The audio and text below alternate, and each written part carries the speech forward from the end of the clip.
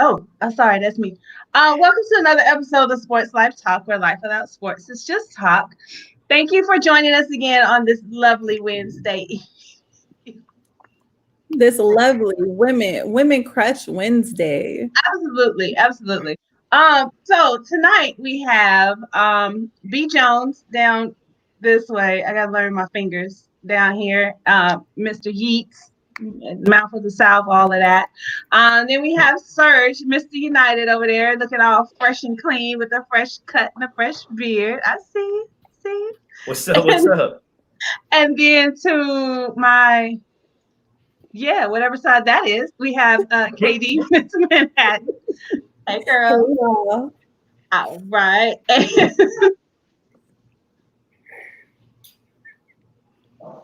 What's wrong with you? Get together. Sorry. And then we also have to my other side, head coach Casey. And Yep, then yep. I am, of course, Gemini Jones. I'm sorry, y'all. It's just been one of those days. So, this is episode 44, titled "The Logo." And if you know anything about sports, then you know who we are about to talk about, which is our cover athlete, Jerry West. Take it away, Katie. All right, yeah, I'm gonna try really hard not to laugh during this cute introduction that I did. So Jerry West he is from West Virginia. He spent 4 decades with the Los Angeles Lakers, which he was drafted by in 1960. West had a career scoring average of 27 points per game. He was named an All-Star in each of the 14 seasons he played. After his retirement in 74, he became the Lakers head coach for 3 seasons. West then went on to become a scout for a few years with the Lakers, which led him to become the team's general manager in 1982. Between then and 2000, he shaped squads that won 5 NBA titles. In 2000, he dipped and went to the Memphis Grizzlies for a few years. In 2011, he became an advisor to the Golden State Warriors.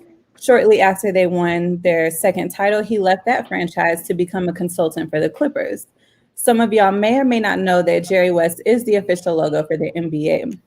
Since the passing of the late Mr. Bryant and all his greatness and everything he has achieved in his 20-season career, some may argue that Kobe should be the new face of the NBA. What are y'all's thoughts? I agree.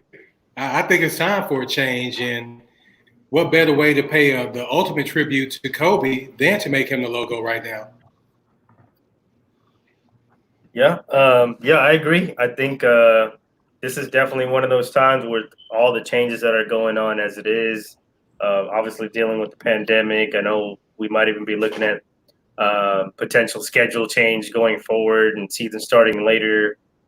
So it's kind of one of those, like, the NBA has an opportunity to make, wholesale structural changes, and I think the logo can be a part of that. They just announced today that they're going from Spalding to Wilson starting next season. After 38 years of, using Spalding as official basketball, they're about to switch to Wilson basketball. So, there's a lot of changes going on, and I think it would be great to see, the logo be changed to Kobe. And as far as Jerry West goes, I mean, I think he went to like 8 or 9 straight finals, but he only won once. Or he went to 9 total finals, only won once, and lost 8 times. And but I think he's probably, he was obviously a top 50 player, and he's probably number one when it comes to being a general manager and recruiting. I mean, from the Lakers, obviously he got Shaq to go to the Lakers. And then he obviously even went to the Warriors. Obviously look at their resume, and now with the Clippers, which Clippers were a laughingstock of the NBA for a long time, and they're going to be right there competing, not just this year, next year, but I think for the years to come. So that's Jerry West. Okay. From a Go ahead. branding perspective, you don't change up a logo that you've had for decades on top of decades. As a matter of fact, marketing 101, the whole purpose of creating a logo is to make it more visible and to make it more recognizable. So so with that being said, I wouldn't change the logo. Now, in a perfect world, in an ideal economy, it would be more, I guess, relatable to have somebody like Kobe. If you think about what the NBA probably looked like when Jerry West was playing, I'm pretty sure it was a bunch of average-looking white males that was playing the game. But since the 70s and the 80s, the game has evolved to where now we can probably all look at the court and say that it's predominantly African Americans, and so it would be at least connect with the fan base, probably to have something that's more indicative or representative of the culture or the population of those who play the game. So, well, B. Jones, who is more recognizable than Kobe right now, though? More people recognize Kobe than Jerry West. Logos change. I You agree can change a with logo. You can. Companies change logos all the time. All the Companies time. change colors all the time. But typically, those companies are looking for rebranding, which means that those companies are saying that what we're doing right now isn't connecting. It's not working. But everything the NBA is doing right now is 100% working. Not only is it working, NBA has led other movements that have trickled down to other sports as far as salary caps and high ownership, player control, all kind of things that the NBA does are right, and you can see other leagues jumping on top of it. And then, okay, so I get not changing the brand because it has been something that has been the way it is for several years. But what is something that you could add, like a little small something that would be like in memory of Kobe Bryant? I guess just 24, the 8 to everybody's jersey. That's about the only thing that you can really do. Maybe in black, like a little patch. But besides that, what about the little Mamba? The little snake. Yeah, that'll work. Yeah. I can't hear that. Yeah, and then as far as obviously in the game itself, we saw that when they started playing basketball after Kobe's passing, every team pretty much took a 24-second violation. So the 24, that's already there. The 8-second violation as far as crossing half court, that's already there. Those are the two numbers that obviously he wore. So it kind of makes sense as far as it connecting to that. And then obviously they added the 24 points in the fourth quarter to the All-Star game, which obviously made it so much more competitive. And I think if they keep that going forward, it'd be pretty cool. And if the logo isn't going to get changed, then maybe it's something else that I'm sure that they can come up with that they could do to honor Kobe. I saw that they changed the Mamba Sports Academy. They took out the word Mamba in respect for him, and so now it's just called Sports Academy. But it just what was the thought behind it? Why? I didn't understand it either. How does that show more respect to Kobe by taking his coined Mamba phrase and taking it out of something? Your guess is as good as mine. I had the same thought when I saw that, but that's what I saw yesterday, and obviously I'm sure it was passed through from his business partner. I'm sure Vanessa was probably involved in all of that. So what their reason behind taking it off, I have no idea, but I don't think anybody's going to ever call it the Sports Academy. I think they will always call it and refer to it as the Mamba Sports Academy, regardless of what they take off. So that, or maybe they have something bigger in store. They're taking it out for now till they come up with something. Maybe you have a point for sure. That's what I was thinking too, KD. Maybe they're going to replace it with the Kobe Bryant Sports Academy. That would be more of a sign of respect. And does he only have one location, or is there several locations? There's several locations. Okay. And I think, because just like you were talking about branding, the Mamba Sports Academy has already been branded for a few years. They've obviously got the merch. They've obviously got their site. They've obviously got their setup. So by taking it off, and if they want to come back with Kobe Bryant, it's kind of like they're almost having to start from scratch. So they got to pretty much push out whatever that they already have. I'm sure they probably have agreements and contracts with different companies and beverages and sports drinks or whatever. So maybe once those kind of expire, they can kind of bring back whatever new that they want to input into the Sports Academy for Kobe. Gotcha. All right, B. Jones, can you hear me? Yes, ma'am. All right, are you ready for your trivia question? Yes, ma'am, always. So Go for it. first and foremost, we had a winner last week. Yeah, saw that. Yeah, we did. Yeah, Mrs. Melissa Munoz. Am I saying that correct, Kevin? Munoz? Yeah. Yes. All right. Yeah, that's correct. So apparently she listened in and jumped on there and got the question right. It was 7 USC players. If 6 technically, if Miss Pam wouldn't have ruined it for everybody. I did not. Reggie I Bush did not. gave his Heisman Trophy back. But good kudos to you too for that, Pam. So this weekend, I said, you know what, this is going to be a fans only. So the only way you can get this question correct is if you actually keep up and follow us at Sports Life Talk. So Jerry West became the head coach as well as the general manager of the Los Angeles Lakers after playing for 12 seasons. How many other cover athletes that we have talked about on this show in the past have retired from the NBA and went on to become a head coach? And they had to be a cover athlete. That's probably the best one you've done. So, well, let's clarify. Are you talking about since we started? So we're on episode 44. Are you talking about 1 through 44? Or are you talking about anything prior to 1 through 44? Okay. So just the new stuff we've been doing. The new rebranded. Okay. All right. The Montana lists. Man, I can only think of one, but yeah, okay. All right. So if you think you know the answer to that question, go to Facebook and submit your answer on our page, just like Melissa did last week. And so Fardeen Bana just commented in the comments if you want to check that out and see if that person got it right. She listed 3, or that person listed 3? Oh no, they just listed one person. They just listed one. No, we need. Didn't you say 3? Who did they list? Bill Russell. What? I was like, He it's right there in the He comments. said Bill Russell. Bill Russell was. Oh, okay. Okay. All right. Well, we need 2 more. We need 2 more. Go find it, and B. Jones will come out this pocket again and get you a shirt, any color combination that you want. Now we doing the OG black and red and gold. Oh, we doing black and red? Okay. Did you go back through 1 through 43 to make sure how many there were? Yeah, and this is what I told myself. If they got 3 of them, I would. It's a bunch of them though. That's probably about 4. I think we did 4 or 5.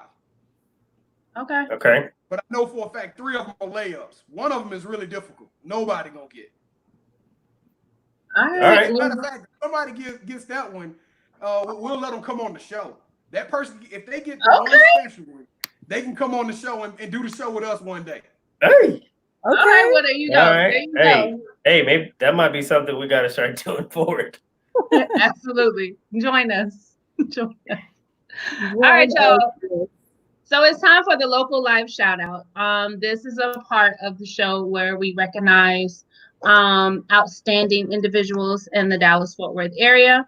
We recognize athletes most of the time, or just any student that is doing outstanding work. But this week, I suggested that we actually shout out to all of the high school seniors this year that because of what's going on, they did not get a chance to have prom. They did not get a chance to have senior skip day.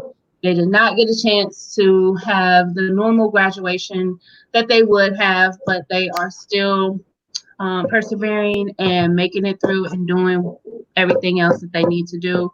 I know some schools are having graduations at like Globe Life and Texas Motor Speedway. Texas Motor Speedway. So hopefully, because that's a big moment. I remember, walking across the stage. That was a big moment for me. So I could have skipped prom. I could have skipped all that other stuff, but actually walking across the stage was a big moment. So shout out to all the high school seniors and even the college graduates that, don't get to have that this year as well. But we shout y'all out and we support y'all, and hopefully y'all can have those family gatherings real soon to celebrate your accomplishments and your achievements.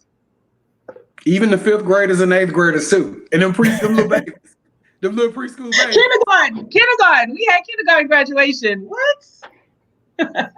True that. All right. And so, kickoff question.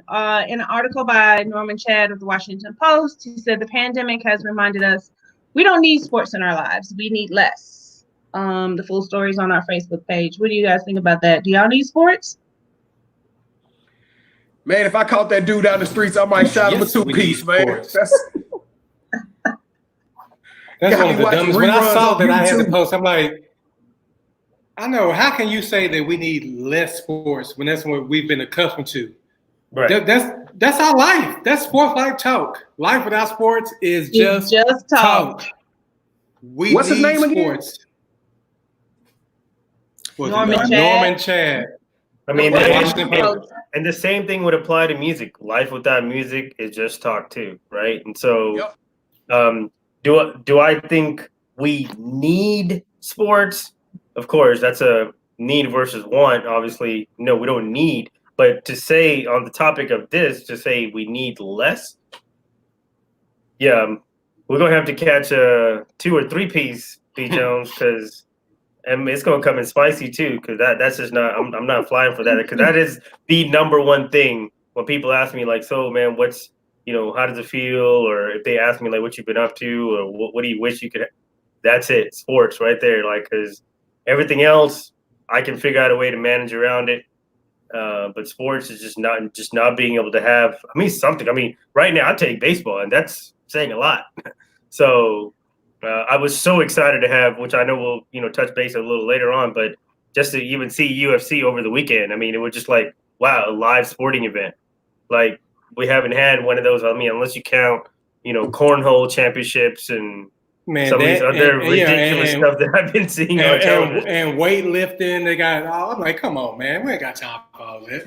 Yeah. Cornhole championships, really? That's what it came to. That's what it came to. You know, when they get a little bean bag and they throw it in a little hole. Oh, that was fun. Yeah, back in school. Yeah, but Yeah, not to exactly. watch for like an hour. Yeah, Like competitive cornhole? No. Yeah, I understand if you were at a tailgate. I bet Norman Chad's girlfriend cry herself to sleep every night. I mean, I bet she'd be like, "Get out my face!" No, I bet you Norman Chad don't got a girlfriend. Probably. There you go. There you go. His mama basement. I actually miss sports too. I miss, having games on, and football is my thing. So it's not football season, but I miss. I mean, it's just something. Even if you don't watch it every day, or you don't sit there and watch it for 2.5, 3 hours, it's just you just know something's going on. Somebody's gonna post something on social media. It's just something. You might see a video clip or a story like, oh, somebody dropped a record in points in a quarter or in a game. Buzzer beater, highlights, whatever. It's just those little moments. It's like, I mean, we don't need to see like the highest of the best of the best of the best, or man, I wanted to see only the playoffs, the finals. Like, no, it's just seeing a game. Like, if they were to just play some random pickup game, I mean, I'd watch that. As long as it's a competitive environment, I'll watch it. But any of the other things that they're trying to put on TV, I mean, I'm tired of watching reruns. And that's something I used to like watching, but now I'm just like, okay, this is enough. I'm tired of watching reruns too. Hey, and think about the power of sports, though, fam. Really, let's just take a step back and think about how without sports, I personally believe we would still have a lot of cultural and racism issues in our country. What? We Big already time. still have racism, but the fact that you saw Willie Mays and some of these black athletes start to participate and become a part of white society and white lives on a regular basis. We were loving to see Jim Brown score touchdowns and OJ and all of these great players. So, like, what if Tiger Woods never came into golf, right? What if Tiger never came into golf? Golf would not be what it is today. No question about it. Denzel won the high school football championship. Denzel won a whole championship, brought whites and blacks together in Virginia. That's what I'm talking. See what I'm saying? It's all part of the cause, man. It's got a plan. Okay. Norman Chad is. All right. Well, while I give B Jones a second to calm down, let's talk a little football. So some dude named Joe commented on Dak Prescott. So he said, what you're really concerning yourself with is the guarantee that you're going to get. So if he signs a 5-year contract at $34 million, that's $170 million, and probably 115, 120 of it is guaranteed. What? Are you crazy? Are you really, really nuts? Has somebody gotten into your head and said it's worth the risk of disrupting the football team? All the questions, all the pressures. I hate it when you make me read all that stuff, KT. Anyway, you're not a top 5 quarterback in the National Football League. You're a good football player. You have the potential to be better. And what have you done? So Well, next time you get to read all that. Hey, next time, why don't you read it beforehand and you can edit it yourself? But Joe Theismann has a point, but who is he or who are we to count Dak's money? Mm-hmm. I know that I said that the dude ain't worth $40 million. I can say that, but he knows his worth and he's sticking to that gun. I think it's crazy. That's why I say that Joe Theismann has a point. But I'm staying out of that man. I'm staying out of that man's pocket, but he's not $40 million. Nah. A year. Joe Theismann is totally wrong.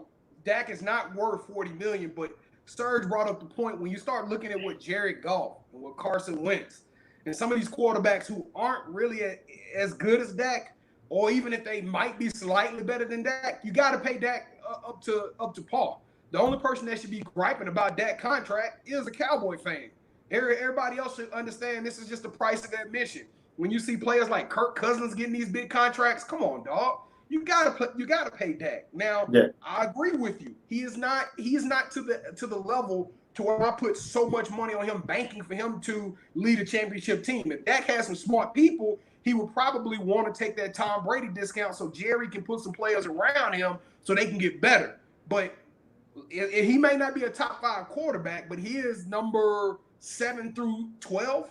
And that team has a top 5 roster no matter what anybody says. That is a top 5 roster that can win a championship. All they need is things just to fall into place at the right time. B. Jones, are you giving Cowboys props? I mean, listen, I got friends who are Cowboys fans. I'll never hate on the Cowboys like Kevin hate on my teams. The bottom line is I'm not a Cowboy fan, but game recognized game. And Dak is from Louisiana. He didn't go to LSU, but he's still one of my boys from the boot. And that's exactly why I hate LSU, because of you. So 2 things. One, like B. Jones said about Carson Wentz, Jared Goff, and those kind of guys. Obviously, just the way that the league is set up, it's all about if you're the next guy who's coming up for a contract, you're supposed to get paid higher than what the last guy got paid. That's just how it works. It's, is it right? No, but that's just how it is. That's just how the system is evolved. So as soon as he gets paid, he's only going to live that short amount of time where he's the highest paid player, because then Deshaun Watson will be the highest paid player. And then after that, Patrick Mahomes will be the highest paid player. Now, after that, I don't know if anybody's going to top that. I see everybody coming in below that. Or maybe once the salary cap goes up in a few years, maybe, there's other conversation and other quarterbacks come into the league and start playing really well. So that's point number 1. Number 2, he's saying, what have you done? Well, he's overperformed, his contract that he came in playing as a rookie, from going from $500,000 to $1 million to $2 million. I mean, and so when I compare that to, say, somebody like Tony Romo, well, what have you done to get the money that you got? You didn't go to no Super Bowl. You didn't go to no NFC Championship game either. And this guy is only 4 years in. Tony Romo had a longer period of time before he got his contract. But, my thing is, if you are going to say, what have you done? Well, I'm going to compare myself to somebody else you've taken care of before, and also the other guys who came in my draft class who've already gotten paid. And if it's not up to par or right around there or $1 more than what they're getting, then, him and his agent have every right to stand on their leg. And I guess when it comes to, those other teams like the Rams and Philly, they don't have a Amari Cooper that they had to shed out $100 million to. They don't have a DeMarcus Lawrence who they had to shed out $90 million to, or Zeke who had to get the number 1 running back money, and paying a Jalen Smith and paying, X, Y, Z, all these guys. So I get why when you're looking at it like that, but Dak is like, hey, like, that's not my problem. Like, you're the organization, I play for you guys, and I performed, and you seen where I'm at. You should have been taking care of me last year, but you wanted to see like maybe Dak won't live up, and he pretty much led the league in passing yards this past season. So, I mean, I guess realistically, like you can't really say that he doesn't deserve his money, and you have no right to talk about somebody else's money. I just don't think that's right. I don't believe he deserves the money either, but that's just not how it works, you know? Who would you put on your team right now? Matthew Stafford or Dak Prescott? Dak Prescott. Dak Prescott. Me too. But guess what? Matthew Stafford 2 years ago got the biggest contract, and he was the highest paid quarterback in the NFL for whatever amount of time. Yeah. What was it, 3 years ago? Right. For a few months, he was the highest paid. Right. Probably, I don't think Matthew Stafford has even ever won a playoff game. I don't even know who Matthew Stafford is. Exactly. He's from the area, so you should know who he was. He's a Detroit Lions quarterback. He went to Highland Park, if I'm not mistaken. That's correct. So I hang around the Highland Park. Okay. There was one other thing that I was going to say, and I didn't put it on the doc. I was going to actually, I guess say it on air. I only told, I think, one of my friends last night, if Dak Prescott gets signed before July 15th, and if Randy Gregory and what's the other guy from the 49ers that they picked up? Aldon Smith. If all three of those guys are active week 1, I believe the Cowboys not win, but will go to the Super Bowl. What'd you say? Say it again, Serge. I said the Dallas Cowboys will go to the Super Bowl if everybody is there that's on their active roster, healthy and ready to go in week 1. I believe they'll go to the Super Bowl. And that's I wouldn't just say that, just like B. Jones said, game recognized game. And that's what I believe. In 2016, I told my friends the same thing. I was like, hey, I legitimately think y'all have a chance to go to the Super Bowl this year. And that was the year Tony Romo I think it was like a week later, Tony Romo got hurt. Dak Prescott came in. I was like, well, there goes the season. But then he rode into 13-3. But I feel even more strongly now than I did even back then, because I think they do have a complete roster.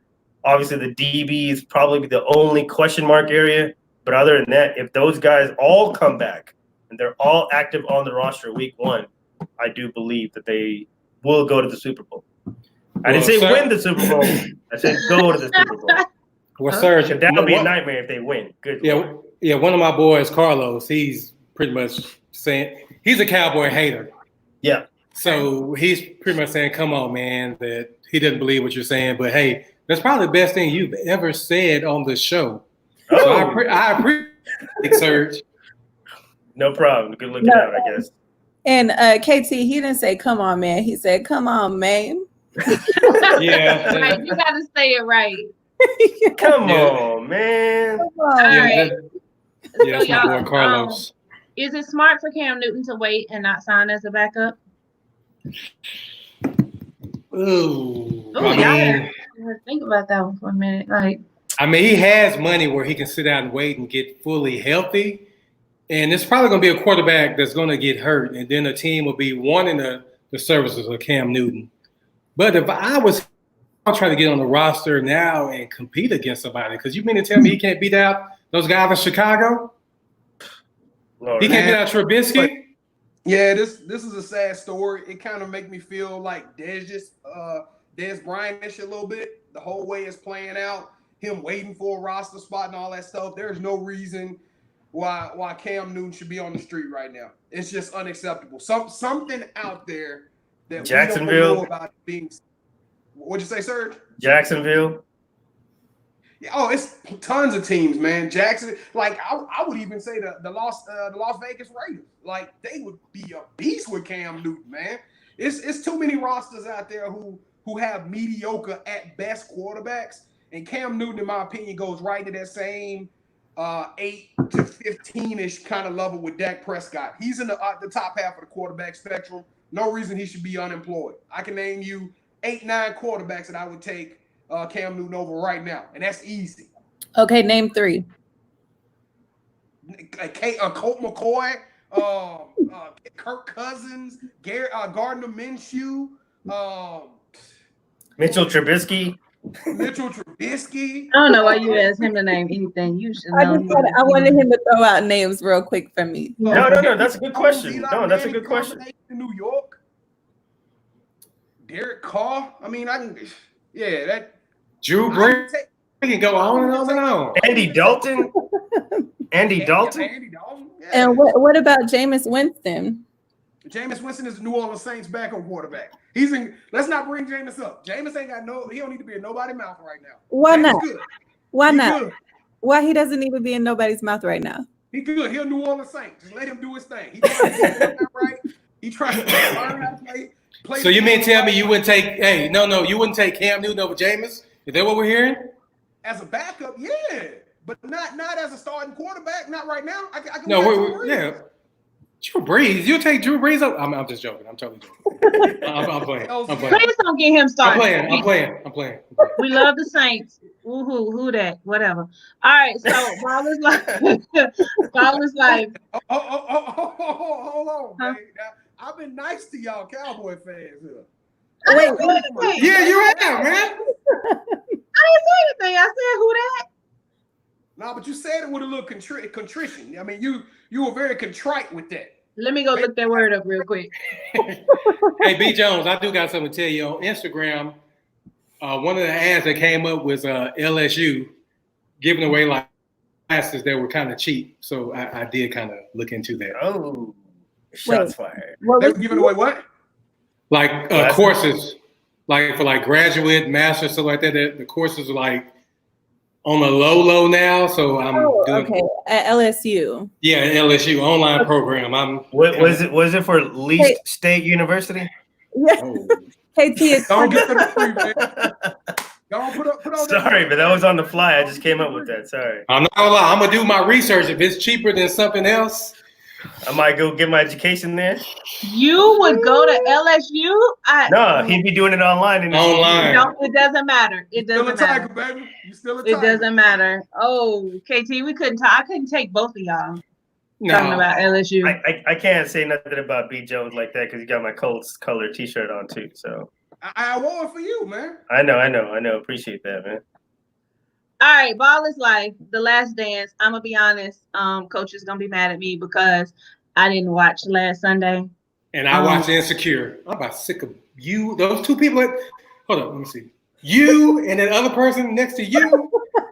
Y'all get together. It's been a hard week. I had to study. I'm taking classes at LSU online. Hey, but on The Last Dance, what Yeah. I took for this one, what we already knew about Jordan. He's a bully. He is a straight up bully. I understand being a leader and pushing people, but then there comes a time of a man, you got to be secure in your manhood. I don't give a damn how great Michael Jordan is. He ain't that great to just call you out your name just repeatedly and push you and you don't do anything. Scott Burrell showed a lot of composure. That he has to be like a semi-Christian man to not lay hands on Michael Jordan because that was ridiculous. I guarantee if Oakley was there, he wouldn't try that with a person like Oakley. No. That's why he's a bully, and bullies always know that people that go after that who are not going to strike back. Yeah, and obviously when you're looking at some of the guys that he's quote unquote picking on, they're obviously not, when it comes talent wise, even if they went to another team, they're not going to be a top 2, top 3, top 5 player on those rosters either, regardless of what team they went to, whether it be Steve Kerr, Scott Burrell, or whoever else that he was picking on. And, it's one thing to be pushing and shoving and hard fouls in practice. I mean, that's kind of like understood. And I think it probably happens in every gym. But when you start throwing out the B word, MF word, HO word, I mean, that's just a little like, hey, like you gotta, I mean, there's gotta be a line that's drawn. And I think it's just, I know it's easy for some of those guys to come on air, which by the way, not every person that ever played with them is on the documentary. It's only certain guys, even from the championship team. It's not everybody. It's only certain guys, and obviously it's edited and they're only going to put out the positive stuff. And if anybody else had anything to say, or if they were going to say something negative, they're not like Craig Hodges or whoever. These guys aren't even in the documentary. So maybe they have a different feeling, but we just won't know about it unless, they come on and talk about it on another show. But I think it was just, it was very interesting to see how deep the bullying went. But people are willing to, I guess, look past the bullying because, we won. But, sports, it is, it's about winning and competition.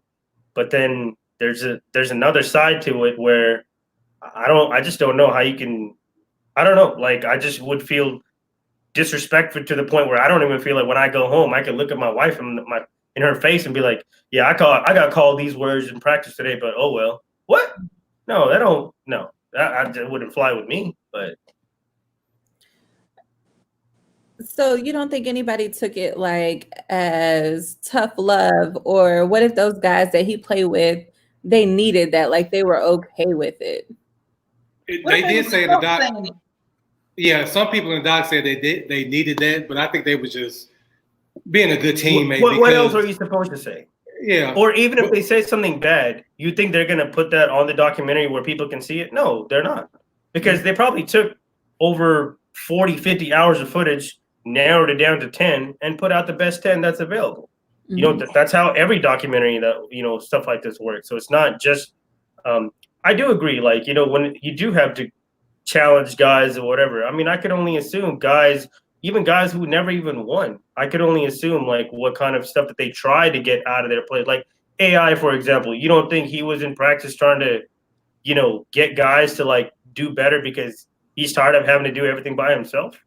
I mean, Tom Brady is a perfect example. You don't think we've seen him yell on the sidelines to receivers and stuff like that for not running the right route or whatever. So could you imagine what he probably does in practice? But I don't see him. We haven't heard any stories because these kind of rumors and stuff have been out there about Jordan. We haven't really seen or heard about Tom Brady was going off on player X, calling him this, calling him that, basically bullying, because we've heard of guys like, was it Richie Incognito, right? That bullied one of the linemen, like from Miami. You'll hear like what? So what? His bullying was a worse? No, like was he just challenging that guy to play better?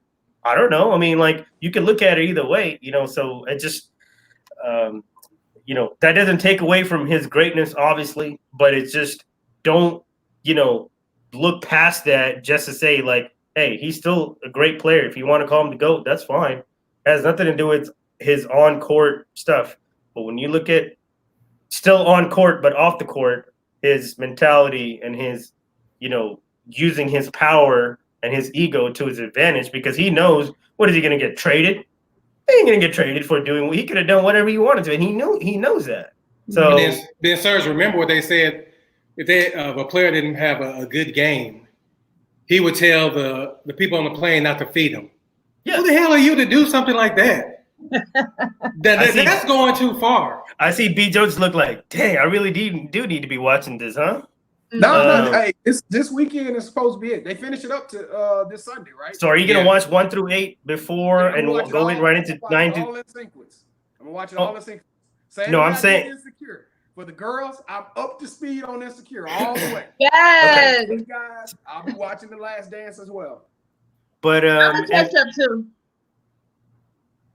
And then going back to the Last Dance, obviously there was the other sequence about Gary Payton and how he was locking down Jordan in Game 4 and Game 5, and Jordan just laughed.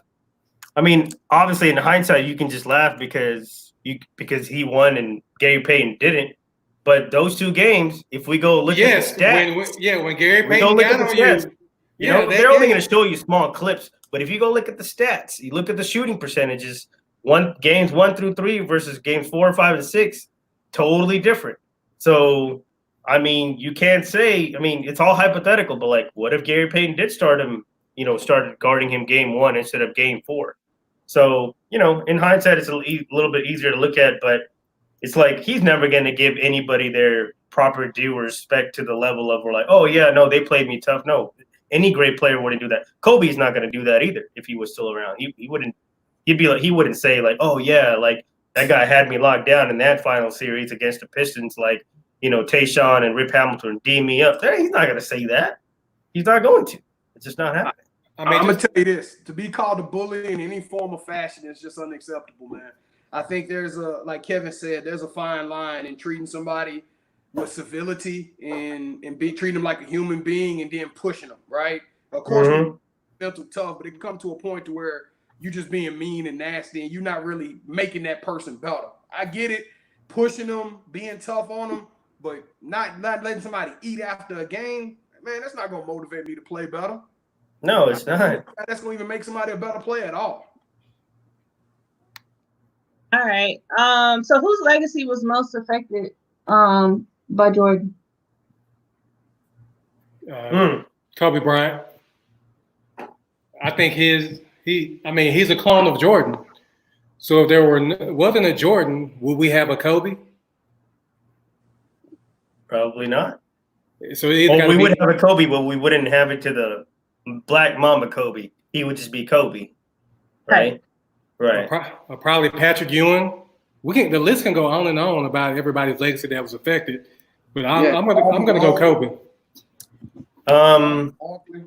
I would probably have to say, Karl Malone because, you know, he is all-time second in scoring, and if he just had one, I mean, let alone going back-to-back against the Bulls championships, I mean, I think his whole image, he would easily be in everybody's top 10. He would have to be. You can't disregard his, you know, status at that point. So the only knock against him is the fact that he doesn't have a ring, and he had 2 opportunities to win, and if it wasn't for Jordan. So I would probably say him because, you know, being, you know, right there with, I would say, Tim Duncan as like the best power forward. You put those 2 rings, yeah, Tim Duncan has 5, but, you know, 5 versus 0 versus 5 versus 2 changes the whole dynamics. And you beat Jordan potentially to win those as well. That would put you in another level as well. So I would definitely have to probably go with Karl Malone. Was definitely the guy that probably was hurt the most by playing in Jordan's era and, you know, not being able to come out on top. Charles Barkley too, because Charles Barkley had to go through in 2 directions. He had to play against the East for most of his career. Then he went over to the West. Finally got to the championship. Yep. Still couldn't get past Jordan. So right. Agreed. But you know what? How about this one though? How about Akeem Olajuwon was most impacted? Because if Jordan doesn't take that hiatus, right? Mm-hmm. Akeem Olajuwon got 2 rings in a period of time where we were Jordan free, where we were without Jordan. The other players, Mario Elie and Kenny the Jet Smith. Clyde Drexler got 2 rings because of that. Huh? Clyde Drexler got 2 rings because of that too. I didn't know Clyde got a ring with the the Rockets. Yeah, he got it on the second go round. He got it. He was with the team that year. Yeah, I'm happy for Clyde to glide. All right. So last week we had a discussion about which Jordans were your favorite Jordans, and the Jordan 11s ranked number 1 on the best sneakers list. So I can see that. Those are Concords, right? Yeah, that's the Concords. The Concords, the Space Jams too, right? It's the same shoe. Yeah, it's the same shoe, just a different. I want those shoes B. Jones just got. I wonder if he gonna give me some for my birthday. What size you up? I'll tell you off air. 14. Hey, Serge, my boy Carlos said Malone had a child with Trevio, so we can never celebrate him. Oh my gosh. Yo, Carlos is hard. No, he is though, but he's telling the truth. You know, Malone did He did what now? He really did get like a 12 or 14-year-old pregnant. Yeah. How? Yeah. Karl Malone did that. Hey man, he was just dropping off some mail and, you know. Surge. The mail? Surge. You know what? No. I'm just kidding. I was trying to think of a way to use his nickname into this, but never mind. Yeah, we will never talk about Karl Malone again now. All right, so here. In this week's episode of Who Said What, who said, I wouldn't give Charles Barkley an apology at gunpoint. If anything, he owes me an apology for coming to play with his fat butt. I probably should have listened to Michael Jordan a year ago when he said that Charles will never win a championship because he doesn't show any dedication. He's a very selfish guy. He doesn't show the desire to want to win. That's my reason for wanting to get away from playing with him, because he just doesn't show the dedication. Who said that? By the way, stop making me read these paragraphs. Start doing some editing. Well, if Jordan told him, then we know the only person who probably played with him was Scottie Pippen in Houston. Well, you wrote it, so of course you remember the God words. dog it, Pam, just let me have it. Just let me have it. They didn't know. Good job. Good job. Yes, you They got it didn't know right. this. You ruined everything, but it was Scottie Pippen. And I done lost my train of thought. So, Serge, you go ahead. I'm out there, you. No, I mean, piggybacking off of what you said, like, I mean, obviously, if I should have listened to Mike when he told me that this is how he was. He didn't have a dedication to win. And I'm sure there's other guys who probably, there's been, some chatters going around about Charles Barkley, kind of similar to Shaq, like where not taking care of his weight and, just, not being as enthusiastic in practice and things like that. And, like, because he said that, it just goes to show, like, because when we watch TNT on Thursday nights, especially, like, he calls a lot of players out because he speaks his mind. But if you are also certain type of way during your career, I mean, it's kind of hypocritical for you to be calling out other guys who you don't think are, got a heart, or, they're not pulling teammates together, or they're bad, they're being a bad teammate or whatever. I mean, like, can you really say those things? I mean, yes, you can as an analyst, but everybody's going to look at you as a former basketball player who's now an analyst, not just an analyst, right? So I'm okay with it because it doesn't bother me, but I could see what other players, current players, would hear this and be like, wait, so you're criticizing me, but everybody knows you were the best team on your team for so many years, but clearly you weren't pushing the limits, or you weren't dedicated enough to where, it really showed on the court that you were willing to do whatever it takes to win. Well, maybe that's why he's talking about it now, because he feels like he had a chance to and he didn't. So he recognizes it. So he's just trying to call them out so that they can be better and not be like him. Hey, B. Jones, somebody mentioned that isn't Karl Malone from Louisiana? Put your L's up. Yep, he's from Monroe, Louisiana. Oh, that's why he was messing with. That's L for 2 losses in the finals. Nah, hey, we ain't sang to. Hey, it's mud water down there, man. Hey, but nobody talk about Elvis when he knocked up Priscilla. That is true. Don't worry about it. And she was like 14. Yeah, you're right. Whoever said that, tell them no, they better not be caught in Louisiana neither, man. Don't worry about it. So why are you threatening the listeners, man? They're dirty. Hey, don't you ever go to Bourbon Street. Hey, but right. As far as the Charles Barkley thing goes, he's paid now to be an analyst. You know what? I talk trash now, and I could never do some of the things those guys do. And he's really doing it for more of clicks. They pay him to be that eccentric type of guy. And most people who, like, the people who are sitting there judging these songs and these movies, they've never written a script. I mean, they are not. We've never seen Michael Bay tell us if the production quality of a movie was good. You know what I mean? We only hear some no-name dude that worked for the Wall Street Journal or the New York Times tell us what they thought of. So it's always somebody's opinion. I'm not mad at Chuck for what he does. I think sometimes he lets them control him a little bit too much with some of that crap he says. It's just off the wall. It's just too far gone. You can almost tell it was like strategic for him to be the idiot for this one little plot. And I think sometimes he lets him control him too much. But, I mean, I'm not mad at Chuck for having some strong opinions. I am curious, though, as to why Scottie Pippen said this. I need to know more about the come-from place of Pip when he made this comment, man. Well, it would only have to be because of playing on the Rockets. I would assume that Charles Barkley just wasn't really all – I mean, you're at the last stretch of your career, but that's what I'm about to say, still man. give it all in, because he did go from being in really great shape to just out of nowhere just being in horrible shape. So if you don't take care of yourself, later in your career, you're probably going to start to stick, especially if you're trying to win a championship, because they were like, hey, we got Hakeem, but Hakeem didn't necessarily go out of shape. He's got older, so his skill level toned down, but it wasn't because he's out of shape. But you can see it on Charles Barkley, like he's out of shape. Like Hakeem looked the same like he did in 94, 95. He's just older. Wear and tear is picking him up. But Charles Barkley gained more weight as his career trajectory went down the line. And, he's not able to produce. He's pulling a hamstring there and sitting out games there because he's just not in shape. And so, because I vaguely remember, those 99, 2000, when they played together, that was happening. And then Charles Barkley got hurt and we never saw him after that. That's true. Yeah, I think Pip is a hard worker, and I think he doesn't get enough credit for what he does.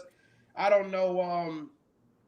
I don't know, man. I remember Charles being older at that time, and I don't remember having high expectations for that Houston Rockets team for some odd reason. I remember them coming together, and I thought it was cool. I remember saying that I was happy for Pippen because it gave him an opportunity to do something that's not Jordan-ish. You know what I mean? Right. Him to establish something, and I guess Barkley probably wasn't the best person to partner him with for that run. But So did y'all see that ESPN came out with the top 75 all-time players list? Yeah, I saw that. Number 21, right? I'm sure we could touch on it next week, like in detail, but they did put Pippen at 21, which is ahead of Charles Barkley, ahead of AI, ahead of Steve Nash, ahead of a whole bunch of other guys. So, but they had John Stockton at 28 above Pippen.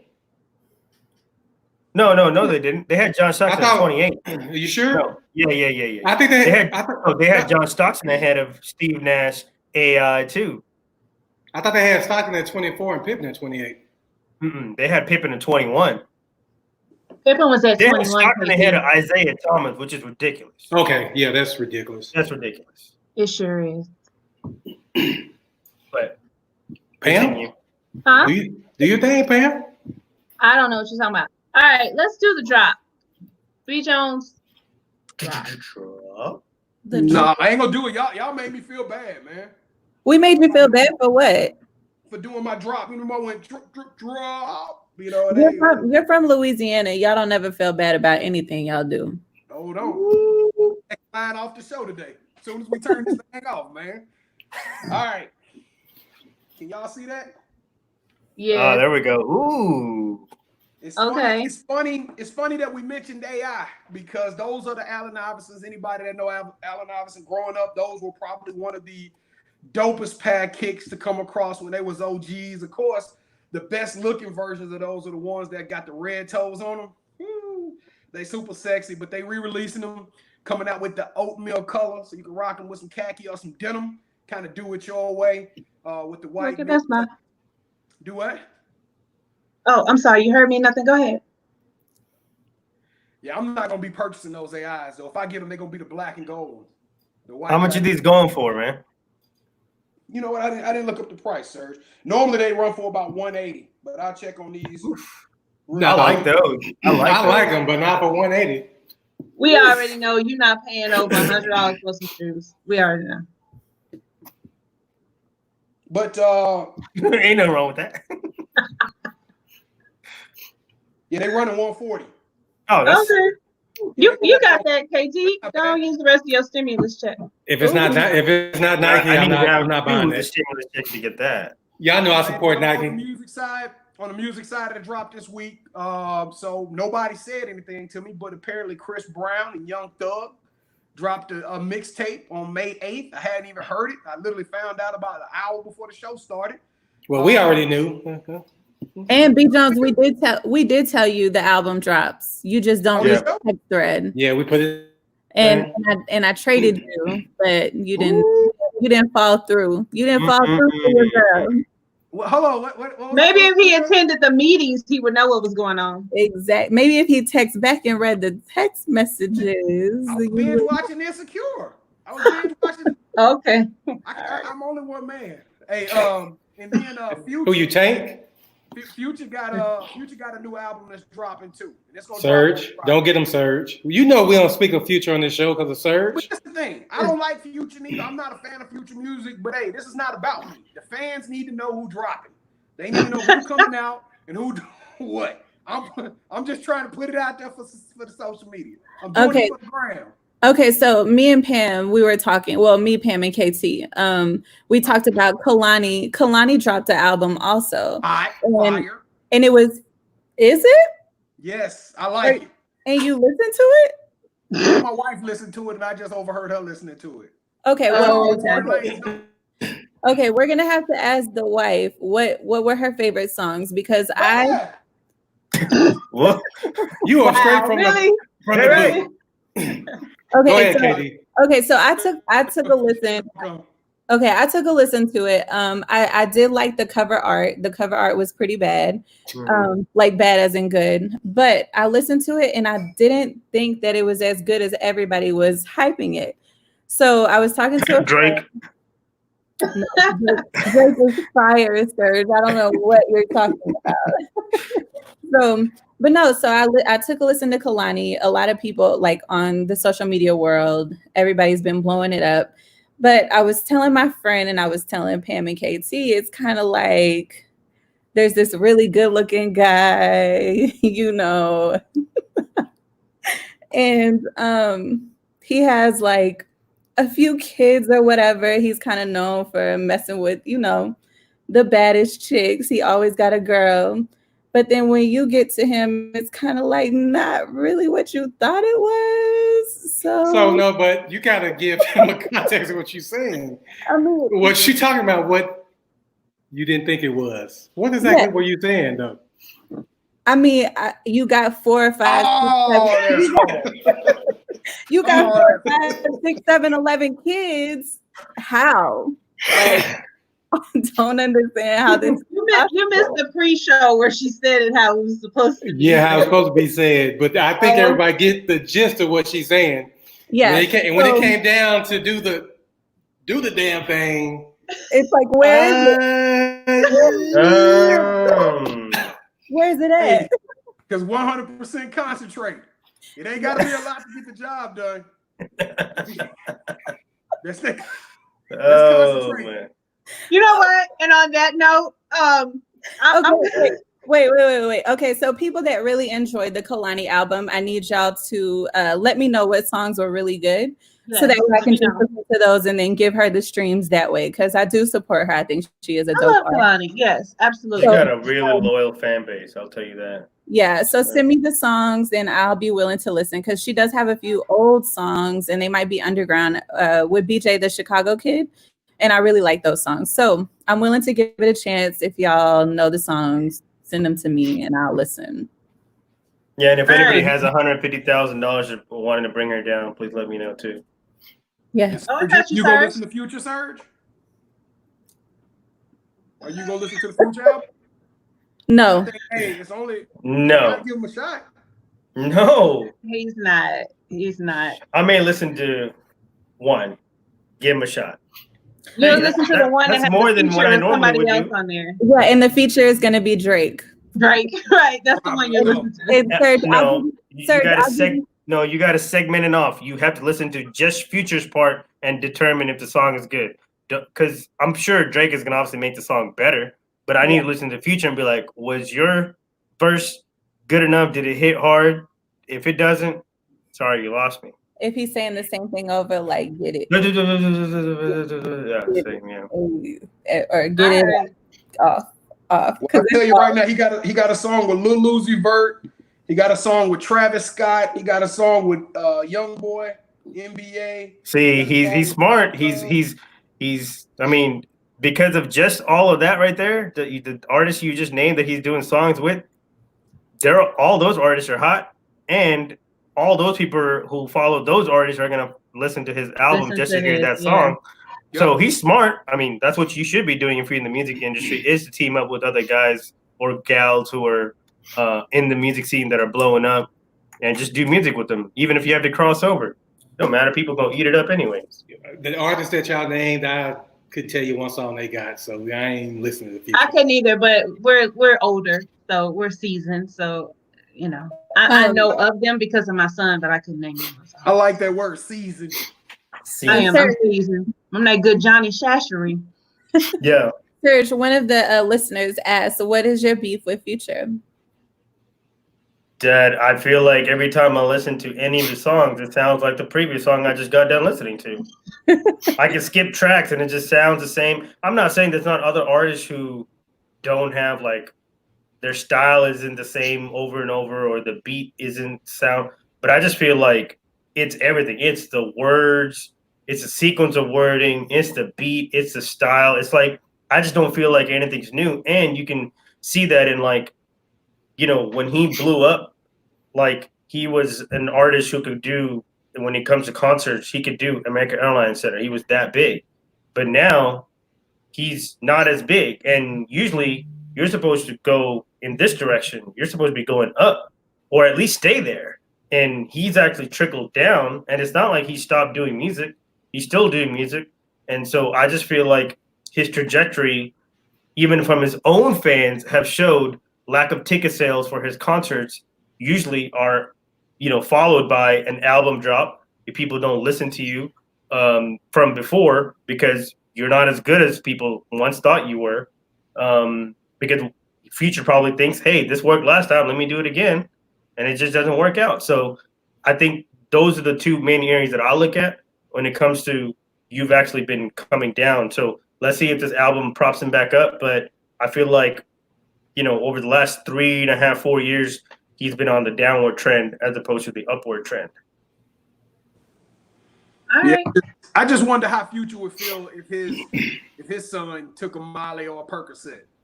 I just wonder how he would feel if his kids got deeply involved in drugs at a young age, because that's what he putting out there for these kids. Which one of the 9 are you referring to? I don't know. Future got 9 kids. Moving on to the Manhattan Project, yes. Okay, ladies. So we let the guys have their fun. Now it's time for us ladies here at the table, besides me and KD, to take over. So whether you're a mom that likes sports or somebody's significant other and you want a voice in the conversation, then this is for you. Clearly one of the guys wrote this. So let's see what's happening this week in social media and get our takes on the situation. Miss Manhattan, I see you with your glass over there. What you drinking over there?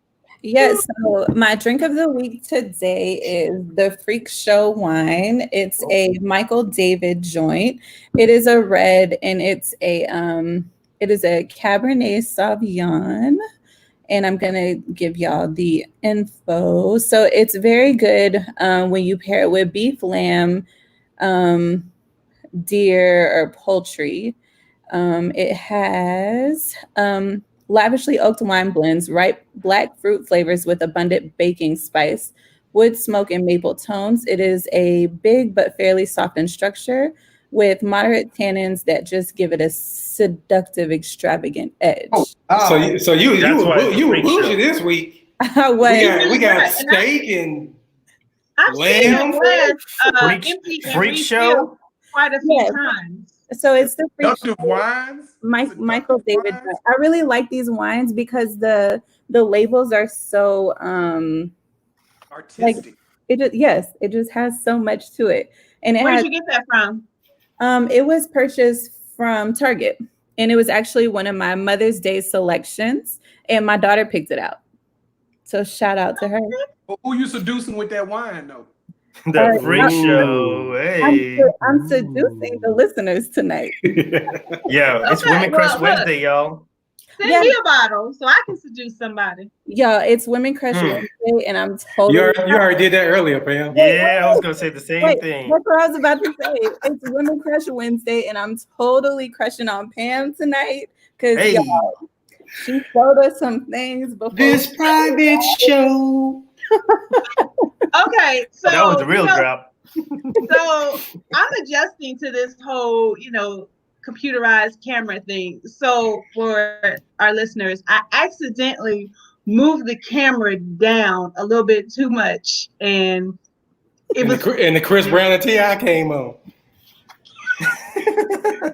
Let me see you take it off. Oh. Hey man, I was looking. I was trying to find the clock behind Pam, but I couldn't find it I today. didn't see nothing. No First of clock all, I today. gave you a different scenery. I'm in Paris tonight, so I'm gonna let the clock make it since it doesn't work. So y'all get Paris tonight. Yep. And then I got the wine room. So we gave y'all something different today. We Shout did. We out. did. Hey. Okay. I don't like y'all. All right, so Insecure recap. Who saw Insecure? Serge. Serge, does your wife watch it? No? Okay. Man, she has not watched any shows. We had to watch Power episode 1 all this time till last week. My son fell asleep. We watched a few more. We still have 2 episodes left. We haven't finished watching Power yet. Oh wow. Okay. Y'all All got right, y'all have a young baby, so I'm gonna let y'all slide. Yeah. All right. So KD, Tough. what you got? Okay, so the Insecure recap. So she finally had the block party, and Mhm. I was a little excited. I was kind of hoping to see Lawrence show up. too. Yeah, however, we did find out what Lawrence did have to tell Issa, which was that him and Condola broke up.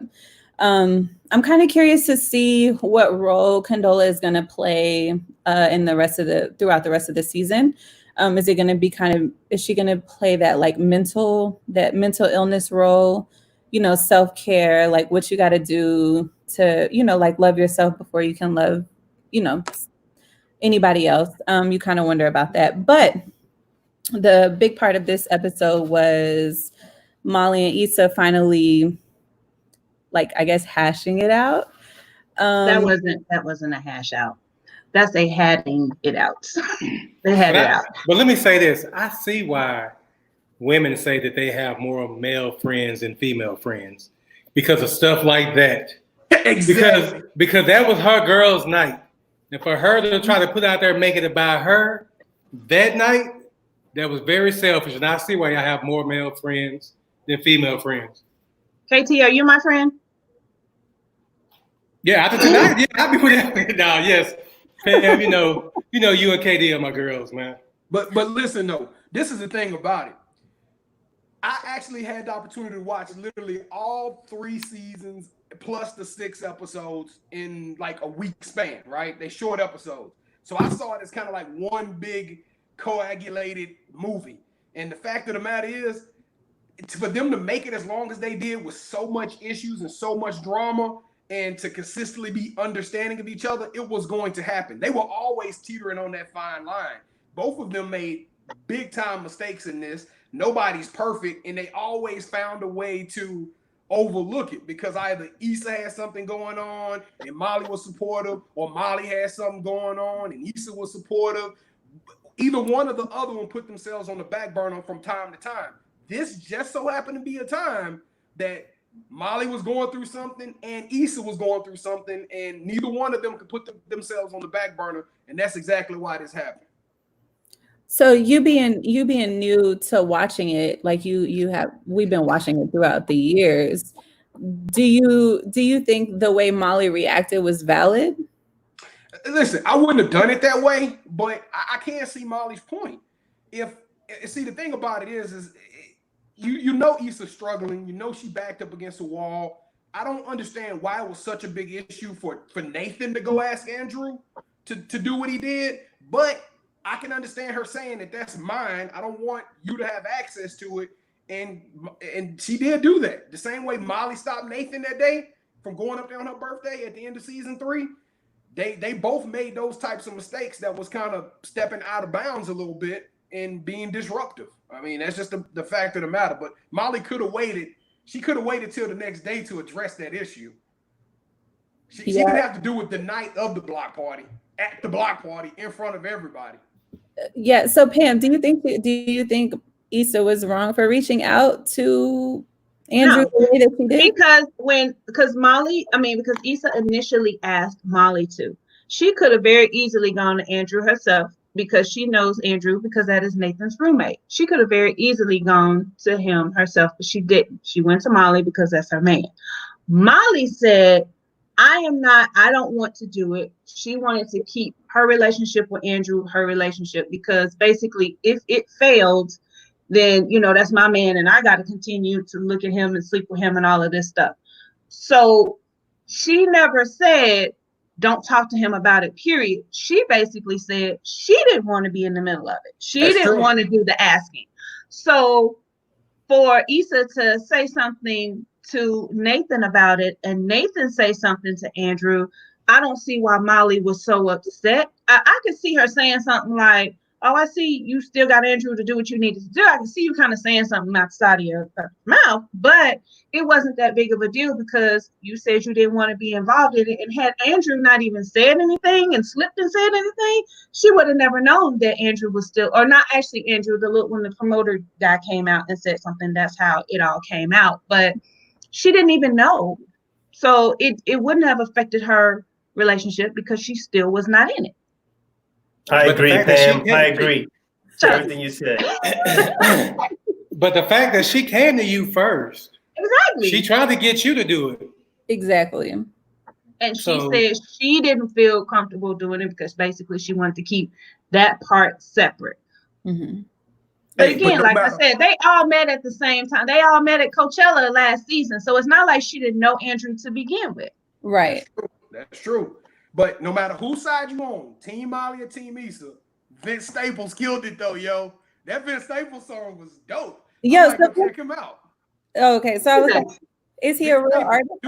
Yeah, he is. Yeah, he's a real artist. I didn't know. I thought it was okay. Hey, that was my favorite part of the whole show. Watching all 8 times 3, 30 something episodes was the soundtrack is off the chain. Oh yeah, that is true. Every single episode, I hear somebody. I'm like, "Who is that? What artist is that?" So if you out there, guys, it is something for you to watch in the show.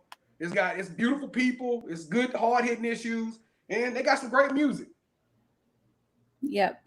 All right. Okay, so our next topic is Dennis Rodman and Toni Braxton. So I forgot. Do y'all remember what episodes exactly they were on? Or Dennis Rodman was on for the Michael Jordan documentary? 2? No. 4. 3 and 4. 3 and 4. Yeah. Okay. 2 was Scottie Pippen. Sorry. Okay, so I know social media was kind of like talking about Toni Braxton and Dennis Rodman. And then I remember seeing on Twitter how people were like, because I think Toni made a point saying that they never dated. But then I remember seeing on Twitter how somebody was like, how are you going to downplay it? Like Dennis Rodman wasn't like super popping. And that's how it was. I was like, the pictures that Dennis Rodman is a little weird, y'all. But the pictures that I seen him and Toni in, I was like, okay, his body looks good. He's, dressed a little different, kind of doing the whole Russell Westbrook. Birdman. So come on, boo. Yeah, and that too.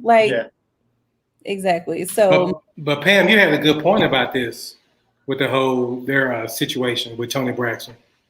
What'd I say? Because that was last week. About the certain type of women.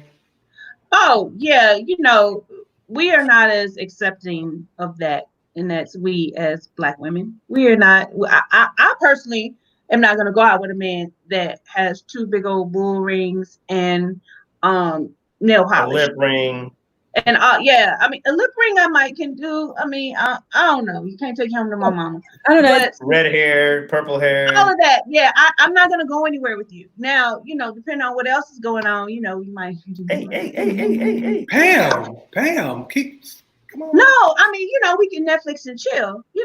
That's that thing. Yeah, Yeah. Shut up. But yeah, so the likes of Madonna and Carmen Electra and all of that, that's intriguing for them. Especially, Madonna was like a wild one and weird. She was weird in her own kind of different way. But I mean, so that was Black women weren't really checking for him. But for Toni Braxton, I don't know if they did have something going on, but she's denying it now or whatever. But ma'am, you date Birdman, so How is he any different from what you're with now? yeah. Well, Madonna was the one that told Ramen that he needed to be himself. So this is pretty much where it all started. Yeah, because she was herself. Madonna did whatever the heck she wanted to do.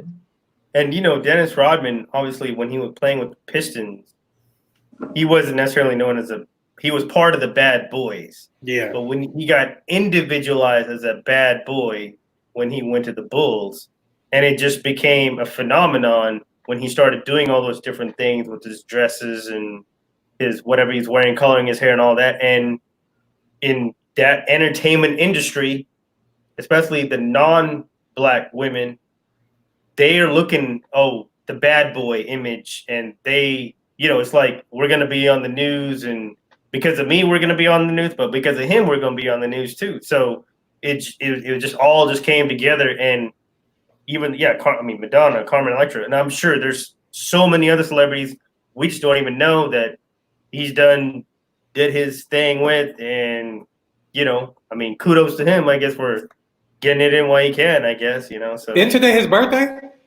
Yes, Today it is his birthday, yeah. Y'all know he played for the Mavericks, right? Y'all did know The that. Maverick. I do remember he played for the Mavericks for a short period of For a time. short time, but yes, he played for the Mavericks. It was like All a right, waste of Katie. time, but whatever. So, KD, did you watch the Jill Scott and Erykah Badu situation? You know what? I started it, but I didn't complete it. Okay. I just want to say something really quickly about it. Everybody was talking about how Erykah Badu was late. Erykah was not She's late. always late. No, she was not late. She had her own, I guess somebody didn't give the direct instructions, because Jill Scott was on her live and Erykah Badu was on her live. And it took them a while before Erykah actually jumped off and got on to Jill. But she was there because I followed them both. So when I went to Instagram, they were actually both there. They were both a couple minutes late. But everybody's like, oh, Erykah's late. Erykah's late. No, because you were on Jill Scott's live. But Erykah was on her live. And then when she finally came on to Jill's live, Jill Scott had gotten up. I guess she went to get a drink. Yes. Whatever. Or I think she was taking care of her son. She was checking on her son or something. But she was gone for a minute. Yeah, and that's why I stopped. That's why it didn't hold my attention, because I was on time and I'm never on time. And yeah, it was that delay. But it took too long for them to play the good stuff. That's the reason why I wasn't into it. I'm like, you playing songs that, unless you were a true fan, you're not gonna know these songs.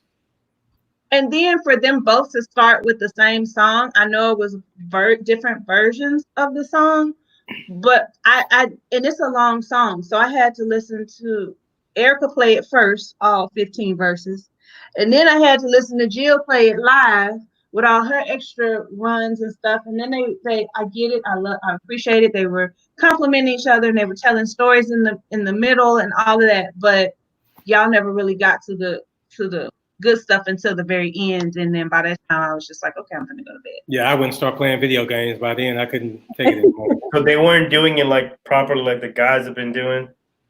They just kind of... It was just too much talking to me. Oh, okay. Like even when it first started, it didn't even start for 20 minutes because Erykah was talking about, girl, I met you at such and such and I didn't know, and then I knew you, and then, well, girl, I saw you at this show, and then I saw you at this show, and I was like, hey girl, I like your hair. I didn't have time for all that. Get to the music. Yeah. And then it was like, oh, Pam, you're so beautiful. You're such a beautiful soul. And it was a lot of yes.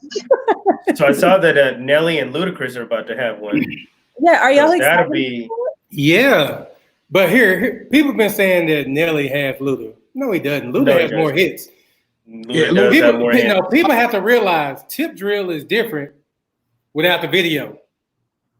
You know what I'm saying? You got to have a video to really appreciate Tip Drill. Luda got hits. He has way more hits. Okay, so the uncut video. Yes. Do you want the Tip Drill video playing in the back? How Erykah Badu had the right. I wouldn't object to it. Okay. That credit card. Y'all just nasty. I'm gonna have my people call their people so that way we can get it in the back and running the whole time. He probably will do that. That's the only way he's gonna beat him with Tip Drill. That's it. But even Luda has his version of that one song, P Poppin'. He has an uncut version of that too. Yeah. So Yeah. Luda, can Luda get definitely got more hints. Yeah, way Kevin, sure. you are a fine connoisseur of your twerk videos, man. Hey, BT Uncut. Right. Where do City Girls rank on your twerk meter? You talking about the one with Cardi B? Boy, that video, I was just the whole video. I couldn't stop. They probably thought I was sick. That video was off the chain. What did she was dressed like a cat? Kevin know, gave me the I 5 out of 5 butt cheeks. You know what? You know what? It's too much. With that being said, we're gonna move on because I can't take you guys. Oh, wait. Wait. Hold on, guys. Yeah. So during the quarantine, it has been the time of challenges. So me and Pam kind of got together and we are thinking about doing a challenge together. Since quarantine is still kind of in effect. Yes. Sorry, I'm drinking. For a few more weeks. Challenge. I'm good. Yeah, we're not doing a dance challenge, but we are thinking about doing a horse challenge, and it's going to be on live. We're still sorting out the details, and we actually want to raise money for this challenge. Half of it will go to the Sports Life Talk, and then we're also going to find a foundation that we can put the money towards and donate to for a good cause. So y'all stay tuned for the details because look, we've been working out. I'm not summertime fine, but Pam might be in.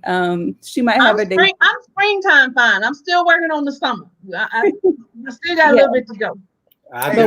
We definitely got to be there. Yeah, we're gonna have our daisies on and our Sports Life Talk shirts. So y'all, we're gonna have what on? Our Daisy Dukes on. And some Jordans. Yeah.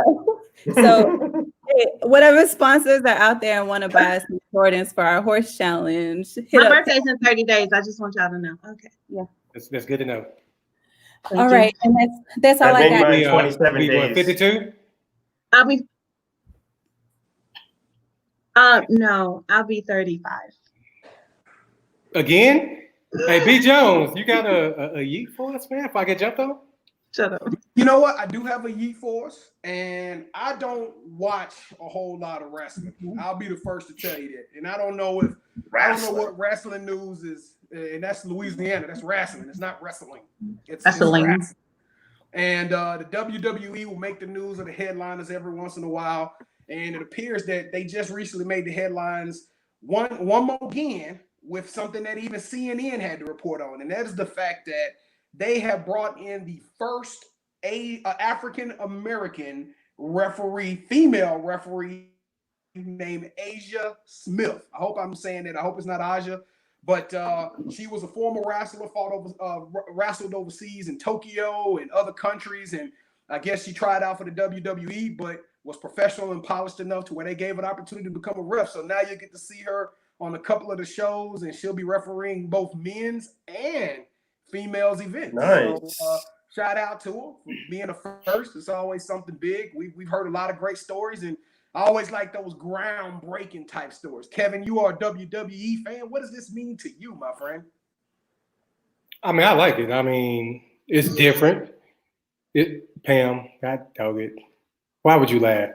No, it's different. And it just shows that we're appreciating our women even more, that they're getting more opportunities. So, I mean, it's a great thing. But what's funny is last week, her boyfriend was in the match. So she actually got the chance to officiate her boyfriend getting beat down in like a squash match. I don't know if that's ethical. Who's her boyfriend?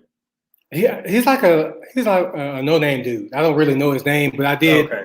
I read where she was like, "Yeah, I got a chance to, my boyfriend was in there, so that was pretty cool." Yeah.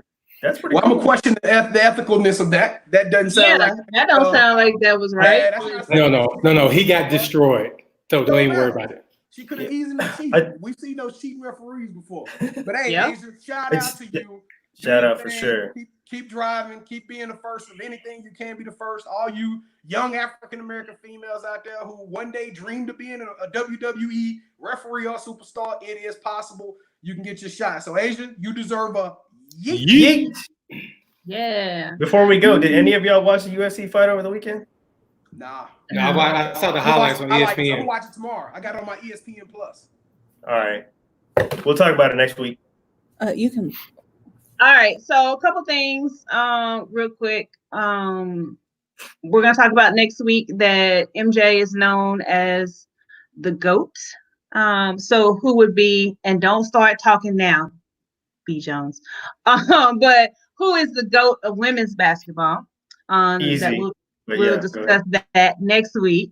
And then another question is, would you take your wife's last name? So we'll talk about that as well next week. And of course, we'll have our drink of the week. We'll have our Insecure recap. And we will also be discussing The Last Dance because this week is the last week. And I will get caught up, so I will be fully informed at that point. Okay. Shout out to all of the teachers and parents at home acting as teachers. I know it's a little stressful time. Hold on, it's almost over. School is almost over, and then you can have your summer break. And Not true. State of California said they may not do fall class. well, we'll worry about that later. Let's just get through May and get this school year over with and let these parents have a rest, because I know my friend Alicia is about to kill everybody in her household. So shout out to all these parents. It's almost over, so hang in there. Thank you for listening to another episode of Sports Life Talk, where life without sports is just talk. Remember, if you want to support what we do, then share, subscribe, leave a review, all that other good stuff on our social media pages. Remember, you can also interact with us while we are live on our Facebook Live and on YouTube Live. One of us will respond to you. We hope that you will join us next week at the same time. We will try to be on time. It's normally 8 o'clock, but some people are always late. So we're gonna be on time next week, 8 o'clock. Yeah, that one down there, B. Jones in the corner. But we will see you guys next week, and y'all have a good week. Stay safe out there. You can catch us on Instagram, Twitter, and YouTube. Facebook at Sports Life Talk, and YouTube as well. Hey, let me ask y'all a question. Hey, ladies, so do y'all want Lawrence and Issa to get back together? Yo, I really like Lawrence. Daniel can call me. And when he's calling you, he can call me on three-way. I like him. He was a cool cat. No, but I don't know. I like Lawrence and Issa together. How about you, Pam? I want them to get back together, but I don't want it to be very quickly. I need like 2 more seasons to go by, and they gradually work their way into it. I don't want to look up and then they're kissing and back together. I need it to be very slow. Since we never saw how they actually got together in the beginning, when we came in, they were 5 years in. I want to see them work their way back into it. And y'all know we can talk about this next week too, right? Yeah. Just because your Taco Bell is working on your stomach does not mean you got to crush us. And we're ending now.